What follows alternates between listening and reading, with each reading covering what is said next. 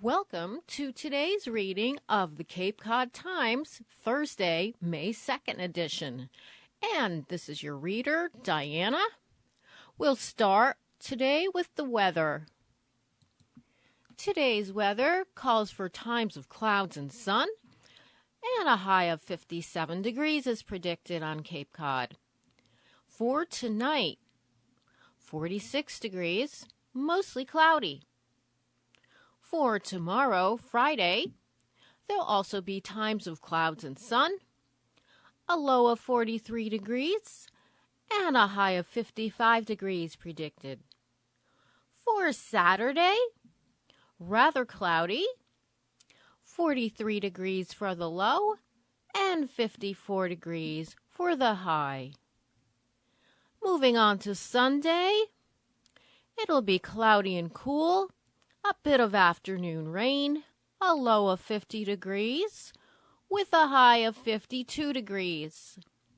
And finally, for Monday, milder with periods of sun and clouds, a low of 50 degrees, going up to a high of 65 degrees. And that concludes today's 5-day forecast for Cape Cod. Moving on to the lottery. In the numbers game for Wednesday, May 1st, the midday drawing numbers were 4, 6, 3, 7. Again, the winning midday numbers 4, 6, 3, 7. And in the numbers game for Wednesday evening, the winning numbers were 8, 9, 0, 7. Again, the evening numbers in the numbers game for Wednesday, May 1st, 8907. Moving on to front page news for the Cape Cod Times, Thursday, May 2nd edition. The first story is Cape Vineyard program is paying up to 90% to help people buy e-bikes. By Walker Armstrong, Cape Cod Times, USA Today Network. Income-eligible residents of the Cape and Martha's Vineyard could qualify for an e-bike rebate program, which promises to cover 75% to 90% of the costs of the purchase in an effort to promote environmentally friendly and equitable access to transportation. The initiative, created by Cape Light Compact, an energy services organization operating on the Vineyard and Cape Cod, has received $341,157 in funding from the Massachusetts Clean Energy Center for the rebate program. Mariel Marchand, a Cape Light Compact staff member overseeing the program, said a first round of the initiative received approximately $400,000 in funding and covered 75% of the cost of a new e-bike.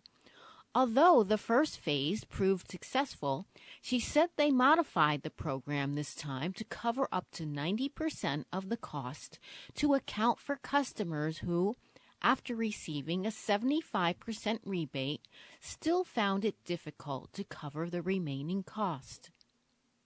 Quote, some people were still having to put up too much money in order to make up the difference to get the bike, end quote, Marchand said. Quote, that's why in the second phase of the program, when we applied for additional funding, we came up with this idea of having a tiered program design. Who is eligible for an e-bike rebate? The program's aim is to provide a means of transportation to people who would not otherwise have access to reliable transportation, while at the same time, Marchand said the initiative hinges on the idea of environmentally friendly transportation alternatives. Quote, we're trying to reach income-eligible customers and provide them with a means of transportation that is better for the environment, trying to replace car trips with bike trips where possible, end quote, she said. She continues, but then for customers that maybe cannot afford to purchase a car, provide them with a way to run errands, potentially a way to get to their job, Maybe customers that otherwise wouldn't be able to have a job because they don't have transportation. Customers who qualify are instructed to fill out an application form to assess income eligibility through the Cape Light Compact website. But Marchand said there is a limited supply of about 165 vouchers available. Where can you get an e-bike on the Cape? Once granted a voucher, residents can take their rebate to a qualified bike shop such as Dennis Cycle, Bike Zone Yarmouth, or Buzzard Bay Bikes. Several other shops are listed on the Cape Light Compact website. Jim Ballantyne, owner of Buzzards Bay Bikes, said the program has been great for getting new people into cycling and providing a means of transportation to people who otherwise may not have access. Ballantyne quotes, "The people who come in and use these vouchers are really thrilled, and I'm not sure that they would be able to afford an electric bike without it. So it's really wonderful to work with these people because they're so excited, Everybody's happy when you get a new bike." How does a pedal-assisted e-bike work? He said the types of bikes people are able to get are pedal-assisted bikes, which he compared to power steering in a car. Quote, "Think of it as whatever power you have, whatever energy you have. Just add 20% or 25% to that, and that's what an e-bike does," end quote, Ballantyne said. He continues, or you can think of it like if you're 60 years old, it takes 20 years off, so now you're riding like a 40-year-old, end quote. Walker Armstrong, the author of this article, reports on all things Cape and Islands, primarily focusing on courts, transportation, and the Joint Base Cape Cod military base. Contact him at warmstrong@capecodonline.com. Follow him on Twitter at JD blank Walker. Moving on to another local front page story. Yarmouth Town Meeting. Voters will help pay for festival parade by Susan Vaughn. Special to Cape Cod Times USA Today Network. South Yarmouth. Yarmouth will have a new town seal, updated wetlands bylaws, new hybrid police cruisers, a potential school budget proposition 2.5 override, and wastewater improvements as a result of near-unanimous approvals at the annual town meeting Tuesday night. All 33 articles on the warrant passed with limited objections and just under 3 hours at the Genis Yarmouth Intermediate School in South Yarmouth. The school budget override of $880,000 is needed to reach the $43.8 million school budget, school officials said, and will be on the town election ballot May 21st. Board of Selectmen Chairman Mike Stone and board member Mark Forrest said after the meeting they had expected more questions about the town seal and the school budget, but they were pleased with the outcome. Stone said he believed several selectmen meetings where town meeting articles were explained helped educate the voters. The town seal drew some of the most positive comments and only 2 objections. Bob Lawton, chairman of the Town Seal Committee, said the committee has been researching and developing proposed seal changes since 2022. The original seal that was adopted in 1894. Remarkably beautiful. Quoted, a printout of the new seal with explanations of the symbols was handed out before the meeting, stating that it, quote, kept the essence and historical value of the original seal, end quote. The original symbols of Point Gammon Light, the David K. Aiken schooner, and the eastern pine tree, a sacred symbol of the Mashpee Wampanoag tribe, were all enlarged and put in different places on the new seal. West Yarmouth resident Angela Carbone called the new seal, quote, remarkably beautiful, end quote, and was glad that two incorrect symbols were removed: a Native American of a tribe that didn't live on the Cape, and a teepee that she said the Wampanoag tribe members didn't live in. One man called out to leave the seal alone, and Yarmouth Port resident Christine Marzigliano said the seal should still have a Native American at the center. Betty Logan, vice chairman of the town seal committee, said a survey showed that 64% of residents favored a new seal. Answering a question about the cost of the seal, Lawton said, the only upfront cost is $800 to $900 for the town clerk to make the official seal change, and replacing the old seal on town uniforms, vehicles, and buildings will be phased. Extra money requested for special events. Former Selectman Norman Holcomb questioned a new expense under the Selectman's budget, which increased from $1,000 to $51,000. Town Administrator Robert Rittenauer said the funds were needed to offset expenses for town-sponsored special events such as the Seaside Festival and St. Patrick's Day Parade. Without the money, there would be no future St. Patrick's Parade, he said. There are no charges to attend the events, and they take much coordination and public safety. Holcomb's amendment to reduce the fund back to $1,000 was voted down. Holcomb also questioned a raise in total wages for 7 full-time and part-time employees from $676,144 to $842,003 as, quote, irresponsible and unsustainable, end quote. The total town budget of $49.9 million passed with no other objections. The Dennis-Yarmouth Regional School District budget drew few objections and strong support from teachers and parents. Superintendent of Schools Mark Smith said the driving factors for the override were a reduction in federal and state funds, cost of living increases, and inflation. The original budget was reduced by $2 million. 35.5 staff members were laid off despite the highest enrollment in 10 years, Smith said. The town and school officials in Yarmouth and Dennis agreed to, quote, a 3-year step-down plan as a more tenable solution and the best way to bridge the gap for the next 3 years, end quote, Finance Committee Chairman Richard Simon explained. An 11th grade AP English teacher said she worried about having larger classes for the very stressful subject, and she broke down in tears when relating that her son in 1st grade was losing his reading teacher. Conservation Administrator Brittany DiRienzo summarized the changes in the new wetlands bylaw that hadn't been updated since 1987.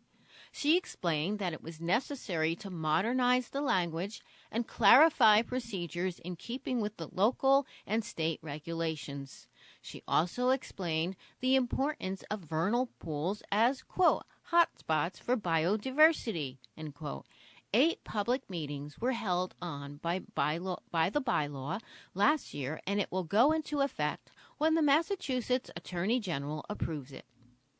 An approved new sewerage bylaw will implement the sewer treatment plan and related projects that were approved at last year's town meeting for $207 million. The town meeting also authorized the library board to apply for a state public library grant for planning and design of town library improvements. In our next local front page story, investigators say Cape lawmaker invented woman to help him raise campaign money. By Sam Duran, State House News Service. House Speaker Ronald Mariano on Tuesday condemned the actions of a freshman Cape Cod lawmaker after regulators found that Representative Christopher Flanagan violated state campaign finance law and subsequently lied about it to officials. The Office of Campaign and Political Finances Investigation and Public Findings were first reported Monday by Commonwealth Beacon. The infraction stemmed from a mailer sent out to local homes, ostensibly from a group called, quote, Conservatives for Dennis, end quote, in support of Flanagan, a Democrat who previously chaired the Dennis Select Board. In an April 19th letter to Flanagan, OCPF Director William Campbell documented how, quote, OCPF's review eventually revealed that you created an alias, Jeannie Louise, to conceal your financial role in the creation of the mailer in support of your election, end quote. OCPF tried to contact Jeannie Louise but was unsuccessful. After Flanagan was formally summoned by OCPF last fall, he said that he had met the purported organizer of the mailer in 2022 and, quote, went so far as to describe the woman's physical characteristics, end quote. The very next day, Campbell said, Flanagan admitted through a lawyer that he had made up the fictitious Jeannie Louise. Quote, Representative Flanagan's behavior was wrong, end quote, Mariano said in a statement to the news service. Quote, and the OCPF findings are certainly concerning and have been addressed by the appropriate regulatory authorities, end quote. Mariano continued, quote, the House has its own procedures for investigating complaints regarding members, should that process be initiated, end quote.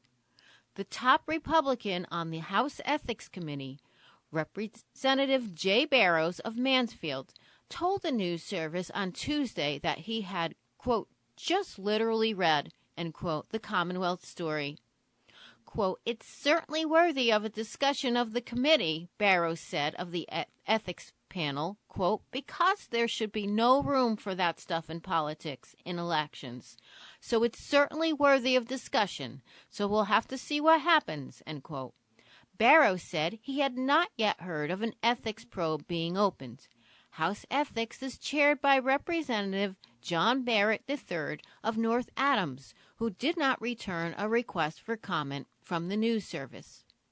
Campaign-related infractions now seem to have significantly siphoned Flanagan's war chest, which at the end of February had stood close to $10,000. The Flanagan campaign purged $10,580 in excess contributions in March, while also raising more than $3,000 in new donations, leaving $2,777 in the bank. The campaign then paid a $6,000 penalty in connection with OCPF's investigation in April, and the candidate himself agreed to pay a personal penalty this month of $9,000. So far this campaign cycle, Flanagan has not drawn any Republican opponent to his moderate district, which up until last session was held for years by Republican Representative Timothy Whelan. Flanagan won his first race in 2022 with 53% of the vote against Republican Tracy Post. Tuesday was deadline day for candidates to gather nomination signatures to get on this year's ballot. But a Republican Party spokesman said they were turning their attention to a possible sticker campaign in the 1st Barnstable District, which includes Brewster, Dennis, and parts of Yarmouth. We're talking to a couple, quote, potential candidates about a possible write-in campaign for the Republican primary, Mass GOP spokesman Logan Trupiano told the news service. Quote, we're certainly looking to jump on it, end quote, Trupiano said, adding that we're lining things up. In other Cape and Islands news, Harwich Town Meeting, Tree Bylaw, Repairs at Monomoy Middle School, by Zain Razak, Cape Cod Times USA Today Network. About $2.5 million in repairs for Monomoy Middle School, a bylaw to help protect and preserve trees, and money to fund a housing project at the old fire station are some of the measures Harwich Town Meeting voters will consider next week. The items are among the 53 articles on the docket. The meeting will be held at 7 p.m. on Monday, May the 6th, at Harwich Community Center, 100 Oak Street. The 66-page warrant is available on the Harwich Town website. Budget increase could garner attention. Select Board member Jeffrey Handler said he believes Article 4, the overall budget, will get plenty of attention. Voters will be asked to approve the $45,732,309 spending package, which represents about 8.3% increase over last fiscal year, said Handler. Handler said the increase is due to what he calls, quote, non-negotiables, end quote, such as health care insurance, contract extensions, and school budget increases in areas such as transportation. I'm hopeful that it will pass because both FinCom and the Select Board are on the same page, said Handler. He said town officials, including the town administrator, finance director, fellow Select Board members, and department heads have worked hard to craft the budget and, quote, keep our taxes where they are, end quote. Housing project at former fire station. Article 32 will have voters considering whether to set aside $400,000 from the Community Preservation Act funds to provide money to the Harwich Fire Association to create workforce housing units at the former fire station at 203 Bank Street. The second floor will be rehabilitated for the construction of 3 one-bedroom affordable rate rental housing units. Renovation project at Monomoy Middle School. Harwich is also seeking $2.5 million to renovate and reconstruct the exterior siding of Monomoy Regional Middle School.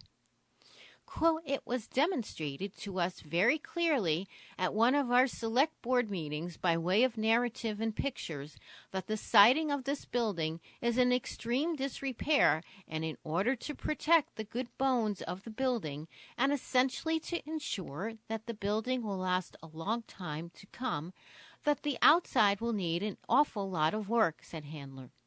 The borrowing authorized depends on the passage of the related ballot question, which voters will decide during the annual town election on May 21st. Chatham's Select Board will also ask for $2.5 million for the project during its town meeting. Bylaw to preserve trees. In a petitioned article, voters will consider a tree preservation bylaw that encourages the preservation and protection of trees on residential, commercial, and industrial lots during building activities, according to the warrant. The article would require submitting an application and plan to the planning department before any building that identifies trees that qualify as, quote, protected trees, end quote, within the lot perimeter setback area of the lot. The petitioned article would not prohibit any property owner from removing any tree from their property. But if a protected tree is proposed to be removed, it would require either payment into a tree bylaw revenue account or replacement of the protected tree with a, quote, suitable species, end quote, according to the warrant. Resident Patrick Otten is the petitioner behind the article. He has also submitted 3 other articles. One of his articles will seek to affirm support for a public swimming pool at Harwich Community Center. Quote, the article just asks a question. Would you like to have a pool? End quote, said Otten. Quote, it's not a complicated question. We can figure out all the other details later, but let's first ask the question, end quote. Another one of Otten's articles will ban the use of fertilizers aside from commercial, agricultural, and residential use of organic fertilizers, and another will reduce toxic pesticide use in and around public and private properties. Quote, the theme is health. Your health, my health, animal health, nature's health. It's really keeping Cape Cod healthy and as we like Cape Cod, end quote, said Otten. Quote, our ponds, our woodlands, the seashore, everything is in such decline due to human activity. Our human actions are impacting the place we live. I'm advocating we take care of it, end quote. What is a town meeting? A town meeting is a gathering of a town's eligible voters and the legislative body for towns in Massachusetts. Of the 15 Cape Cod towns, 13 have, quote, open town meetings, end quote, meaning all voters who live in that town may vote on all matters. Falmouth has a, quote, representative town meeting, end quote, where all voters elect town meeting members who then vote on all town meeting matters. The town of Barnstable is governed by an elected town council rather than by a town meeting. Zane Razak, the author of this article, writes about housing and real estate. Reach her at zrazak@capecodonline.com. Follow her on X at Zane Raz. In our next Cape and Islands article, townwide votes on DPW housing this weekend, by Walker Armstrong, Cape Cod Times, USA Today Network. After a series of voter registration challenges and a larger-than-expected turnout forced Truro to reschedule its November town meeting, the town is now gearing up for a weekend of back-to-back meetings with a combined tally of 57 articles between both warrants. Truro Select Board Vice Chair Susan Arison said the idea is to commence the annual town meeting Saturday, immediately postponing it in order to open the special town meeting. Once all 15 articles on the special town meeting warrant have been addressed, she said the town will then resume the annual town meeting and begin proceedings on the 42 warrant articles therein. Quote, in essence, meetings that were supposed to be 6 months apart are now going to be hours apart, maybe 1 day apart, depending on how long the special town meeting takes, end quote, Arison said. The 15 special town meeting warrant articles remain unchanged from the ones that were supposed to be voted on in the fall. Top issues voters will consider include competing proposals for a new Department of Public Works facility, as well as a housing initiative to build 160 units on a roughly 70-acre plot. On the other hand, articles in the annual town meeting warrant encompass a wide scope of focus, including budget amendments, zoning and bylaw changes, funding proposals, and certain articles relating to special town meeting items. Should Truro build a DPW on Route 6 or Town Hall Hill Road? One of the most contentious issues leading up to the postponed fall special town meeting had to do with plans for a new Department of Public Works facility. Central to each party's concerns were the locations and costs of the project. Articles 2 through 4 and 14 on the special town meeting warrant deal with the location, engineering, construction, and cost of the proposed DPW facility. Articles 13 and 42 on the annual town meeting warrant address the project as well. There are 2 competing proposals for the new facility. The site the Select Board voted in favor of in July would place the DPW facility at 340 Route 6, which is Article 2 on the special warrant and calls for approximately $28 million to complete. The other site, proposed in Special Article 14, calls for the DPW facility to be built on Town Hall Hill and estimates a cost around $16 million, Arison said. Truro town manager Darren Tangeman said in an email the town has since appointed a committee to review the Article 2 plans. The committee managed to reduce the square footage of the project to 21,050 square feet and reduce the cost from $35 million to the proposed $28 million figure. Quote, the current DPW facility is nearly 50 years old and is in significant need of replacement to provide a safe work environment for public works operations and personnel and to preserve the significant cost of rolling stock, parentheses, fleet, over time, Tangeman said. Articles 13 and 42 in the annual town meeting warrant correspond to the two DPW plans outlined in special town meeting Articles 3 and 14. Article 13 corresponds to Article 3, requesting the town to appropriate $35 million, which will be changed to $28 million at town meeting, to construct a new facility on Route 6. Article 42 corresponds to Special Article 14 and asks the town to advance the site engineering and plan development for a facility at the Town Hall Hill location. If either Special Articles 3 and 14 are voted down during the special town meeting vote, an annual town meeting vote on Articles 13 and 42 will be indefinitely postponed. Quote, this is going to be really tricky and complicated because if the Route 6 site is delayed or the Town Hall Hill site is defeated and the special town meeting, then the select board is going to have to decide whether to push these articles forward, end quote, Arison said. Housing complex on the Walsh property. The other significant measures, Articles 5 and 6, on the special town meeting warrant relate to a 160-unit housing initiative on the Walsh property, Articles 5 and 6. Also, $1.4 million for school HVAC and holding meetings outside Truro.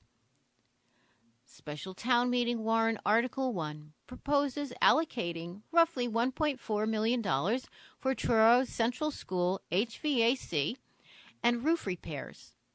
Article 12 on the annual town meeting warrant does the same. In the annual town meeting warrant, Article 31 addresses the problems raised during the previous attempt to hold a special town meeting at a venue that couldn't hold the number of people who showed up. Article 31 would allow the town to hold town meetings outside the geographic limits of the town at a site capable of hosting a large sum of voters. Moving on with today's readings. We now have reached the halfway point in today's reading of the Cape Cod Times, Thursday, May 2nd edition. It's the time when we usually go on to the obituaries. There are two for today. The first is Kathleen M., quote, Kathy Hohol, out of Buzzards Bay. Kathleen M. Hohol, Kathy, age 63, beloved sister of Teresa, Terry Hohol O'Donnell, sister-in-law of Patrick Allen O'Donnell, deceased, and aunt of Kelly Marie O'Donnell and Tracy Alana O'Donnell, passed away unexpectedly this March at her home on Cape Cod, Massachusetts. Kathy was born in Springfield, Massachusetts, the daughter of Marion Henry Hohol and Lena Ann Hohol of Chicopee, and was raised in Chicopee along with her sister Teresa before moving to Cape Cod in 1983. Kathy was a graduate of Chicopee High School class of 1979 and from the Springfield Technical Community College, cum laude, with an associate's degree in respiratory therapy in 1981. Throughout her career, she practiced as a certified and licensed respiratory therapist at hospitals, rehabs, and long-term care facilities throughout Massachusetts, including Our Lady of Providence, Falmouth Hospital, Cape Cod Hospital, Forest Manor, the Brockton VA Medical Center, Toby Hospital, and Mediplex Bristol Rehab. Although partial disability ended her full-time career, Kathy remained positive and committed to the care of others. She worked part-time providing home respiratory care and volunteered many hours as a professional floral arranger, most notably preparing displays for the Cape Cod Glass Museum. When able, she loved line, ballroom, square, and contra dancing, and was an active participant in many dance clubs. A funeral mass will be held on Wednesday, May 8th, at St. Matthew the Evangelist Parish at St. Teresa Church, 466 Concord Road, Billerica, at 10 a.m., followed by a committal at the Fox Hill Cemetery, 130 Andover Road, Billerica. Our next obituary, Luther Marston Eldridge, Cape Cod, June 10, 1927 to December 11, 2023. A celebration of life will be held for Luther, quote, Lou M. Eldridge at the Eastham United Methodist Church on Route 6 in Eastham on Saturday, May 11th at 1 p.m. Luther was born in Chatham and, except for his time in serving in the Navy, lived on Cape Cod all his life. Luther, a friend of Bill for 65 years. He was a lineman, fisherman, father of 5, grandfather of 9, great-grandfather, and uncle. He found peace on the waters of Nauset Inlet and Town Cove. He loved baseball and his raccoons. Please join us and share your remembrances of our dad. Obituaries appear in print and online at capecodtimes.com/obituary. In other Cape and Island stories, $96.1 million sought in Mashpee for second phase of sewer at town meeting. By Rachel Devaney, Cape Cod Times, USA Today Network.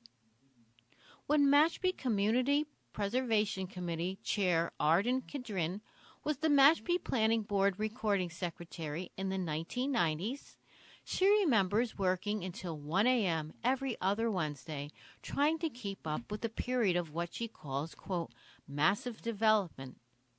South Bend apartments came in, and Wind Chime, and Stratford Farms condominiums, Kedrin said, along with the construction of many single-family homes. Quote, it all happened so fast. And, in hindsight, we are seeing the environmental impact of too much building, end quote, she said.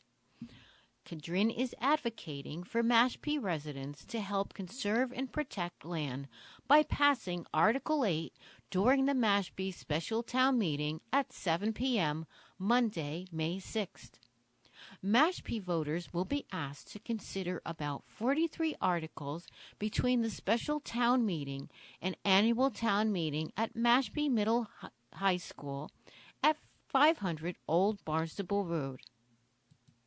Article 8 asks voters to appropriate about $100,000 from the Community Preservation Fund for an updated open space and recreation plan.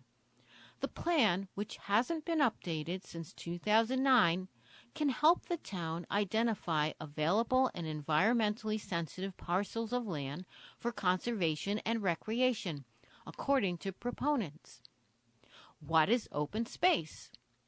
Mashpee adopted an open space conservation and recreation plan that was endorsed by the Town Conservation Commission in 2009 and approved by the State Division of Conservation Services the same year.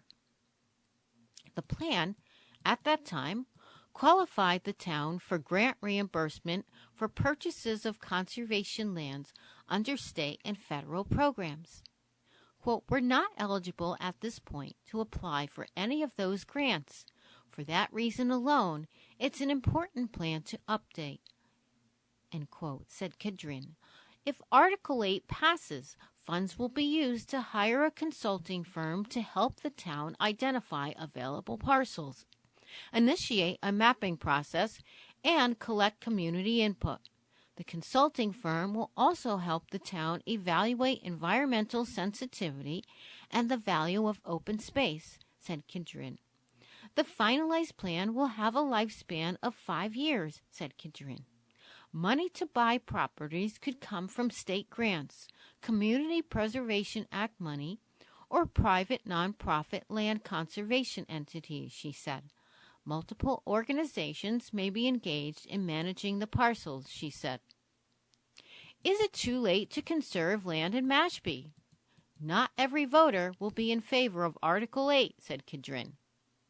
There are two camps, those who believe we need more tax revenue and those who say money isn't everything and environmental impact is the priority, end quote, she said. Quote, we are at a precipice right now. Mashpee is going to become, if it hasn't already, unrecognizable to those who have been here for 15 years or more. It's scary, end quote. Although there is hope, said Kedrin. Article 10 on the special town meeting warrant is seeking to fund the Pickerel Cove Road / Pickerel Cove Circle project, which includes 9 parcels, about 17 acres. If the article passes, the project could maximize publicly owned and protected lands within the boundaries of the Mashpee National Wildlife Refuge. A second phase of wastewater plants. Article 4 on the annual town meeting warrant asks voters to authorize the $96.1 million to provide funding to implement and construct Phase 2 of the town's comprehensive wastewater management, treatment, and disposal improvement plan. Quote, I expect Phase 2 property tax increase averaged over the 30-year life of the SRF loan to be about $75 per year for the average residential valued home, which is about $772,000 in Mashpee, end quote, said town manager Rodney Collins in a memorandum. SRF refers to a state revolving fund loan that is meant to offer affordable financing options to cities, towns, and public water utilities to improve water supply infrastructure and drinking water safety funding for Phase 2 of the town's wastewater treatment plan, according to the town's website. Needs approval at town meeting. The article will also require approval of a corresponding Preposition 2.5 debt inclusion ballot question at the May 11th annual town election. A rough estimate for when construction for Phase 2 would potentially begin is spring 2025, according to the Ashumet Pond restoration, also on the docket. Article 9 on the special town meeting warrant will ask voters to use $550,000 of Community Preservation Act money to complete a third aluminum sulfate or, quote, alum treatment to Ashumet Pond to reduce phosphorus release from bottom sediments. The project would be conducted over a 3-year period with 3 phases. Joint Base Cape Cod fully funded the alum treatment on Ashumet Pond in 2001 and in 2010, and has shown a willingness to contribute 50% of the cost of the treatment, and to include the permitting and monitoring, according to the warrant. That concludes our Cape and Islands local stories. Moving on to Cape Cod Times Health. Myopia may soon be at epidemic levels. Andrew Herbert, professor of psychology, visual perception, Rochester Institute of Technology, the conversation. Myopia, or the need for corrected vision to focus or see objects at a distance, has become a lot more common in recent decades. Some even consider myopia, also known as nearsightedness, an epidemic. Optometry researchers estimate that about half of the global population will need corrective lenses to offset myopia by 2050 if current rates continue, up from 23% in 2000 and less than 10% in some countries. The associated healthcare costs are huge. In the United States alone, spending on corrective lenses, eye tests, and related expenses may be as high as U.S. $72 billion a year. What explains the rapid growth in myopia?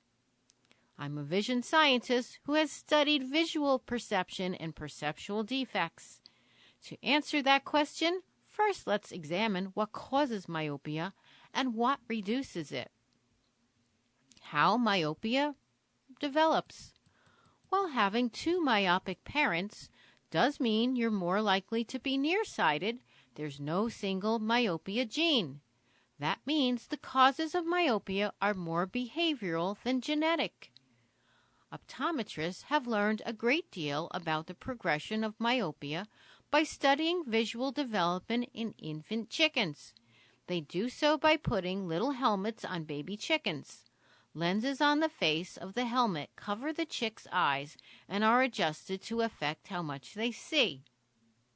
Just like in humans, if visual input is distorted, a chick's eyes grow too large, resulting in myopia. And it's progressive.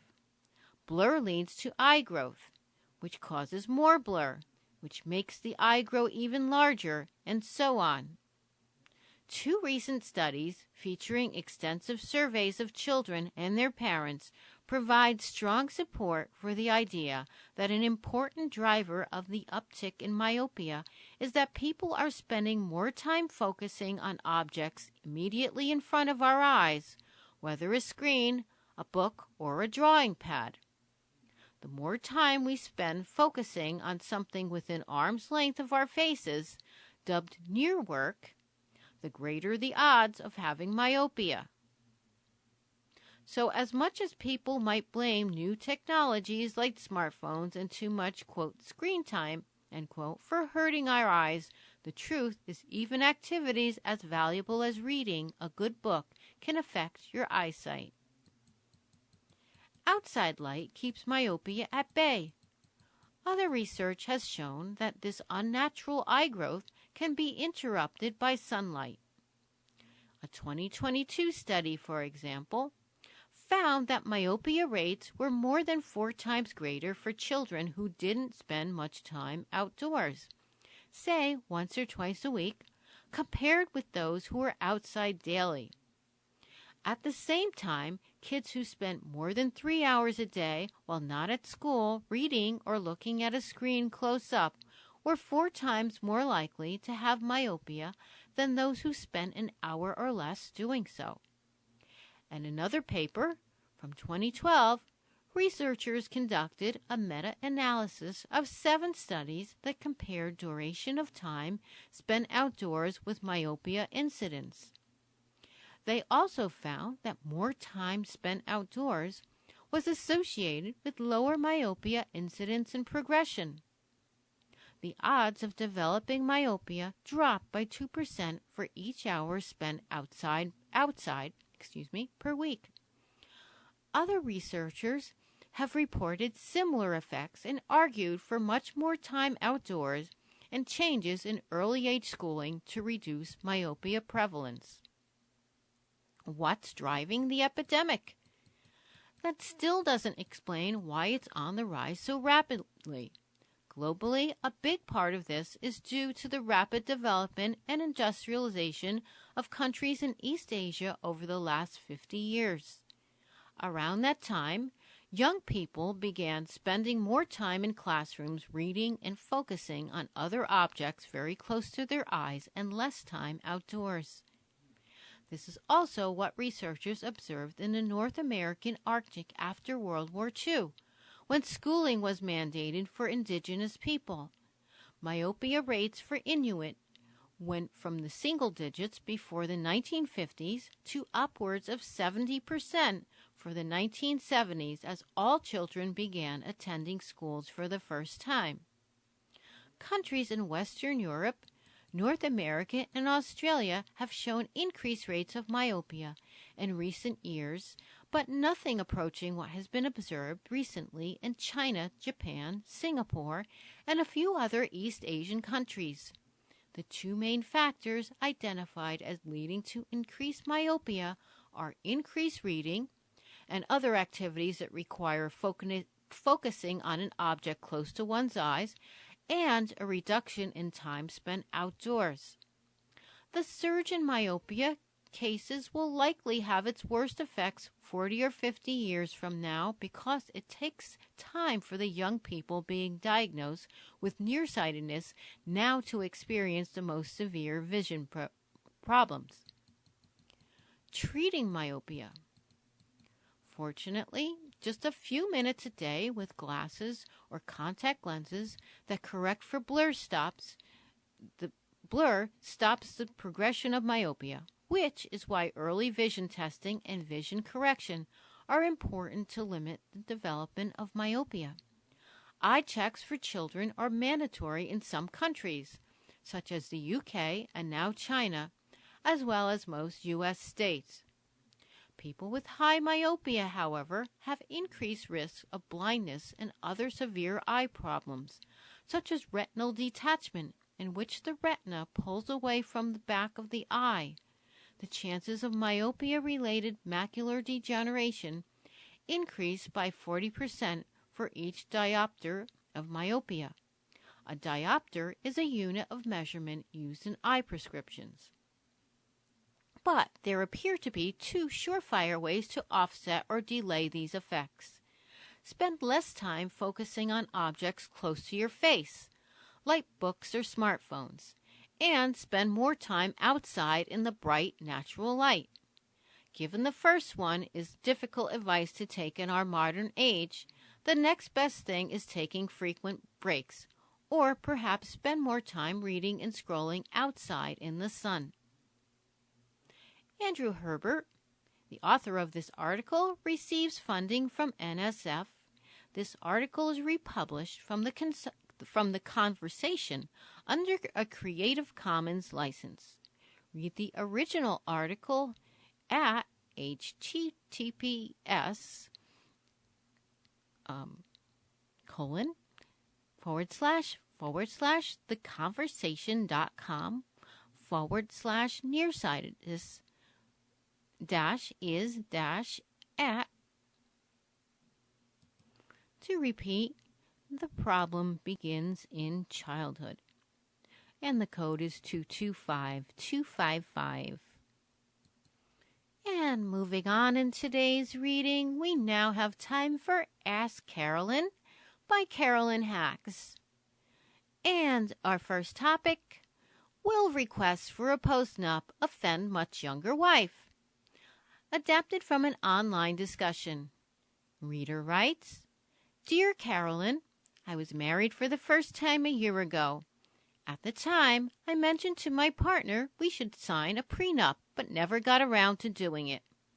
My wife is 16 years younger. I love her, but I am not delusional. I also have an adult son from a previous relationship, so getting a postnup would also benefit him. Should I push forward on this? We are also just starting to try to have babies. I don't want to be a cad, but also want to be safe. Signed, not delusional. Carolyn replies, Dear not delusional, if you intend to leave money to your son when you die, then make an appointment with an attorney ASAP. That's not caddish, that's realistic. If you don't specify your wishes, then someone else decides. Also, even a much younger wife isn't immortal or immune to calamity, so you can trust her 100% and still end up in a situation where trust is not enough. Plus, clarity is better for your son and any future children. So, just do it. If she balks, then make it clear it's not about distrust, or else you wouldn't have gone ahead with the marriage. And it's not about taking something away from her. It's about making sure everyone gets what you and she intend, and no one gets a nasty surprise when you're no longer there to fix it. For our second question to Carolyn, reader writes, Dear Carolyn, my bestie often talks about being overwhelmed and anxious, not sleeping, and struggling. We've talked about therapy. We have both had some in the past, and she acknowledges that it would help her, but nothing ever comes of it. I am happy to be her sounding board, the person she complains to, and there for her whenever she needs it. But I do think she would benefit from professional help that I'm just not qualified to give. I very tentatively mention it once or twice a year, and she always agrees that it would be helpful. But it seems as though the barriers to finding the right therapist for her, parentheses, insurance, time, good personality fit, etc., are just too much for her to get started. Is there anything else I can or should do, or do I just leave it as it is? I love her as she is now and don't need her to change for me. I want her to be happy and fear she is often not. She's an adult with her own agency, but maybe I could offer to do legwork on finding therapists or something. I often feel helpless when she opens up about the things she's struggling with. Signed, Bestie. And Carolyn replies to Bestie, yes, offer to help with the legwork. Offer a ride and hand-holding. The times we most need help are often when we're least able to navigate our way to it. And obstacles to therapy persist. Not enough providers taking new patients, for one. Another option, especially in combination with others, is to rethink the where and how of these talks. If you're sitting somewhere, especially a regular spot, then that can be conducive to more spiraling. Walking or wheeling as you talk, though, can move her forward not just literally, but figuratively too. Talking through a shared activity can also nudge things along and push a mind out of its rut. Well, listeners, that's all we have time for today. In today's reading of the Cape Cod Times again, the Thursday, May 2nd edition. I'm Diana. I've been your reader, and I thank you for listening today. Have a great rest of your day.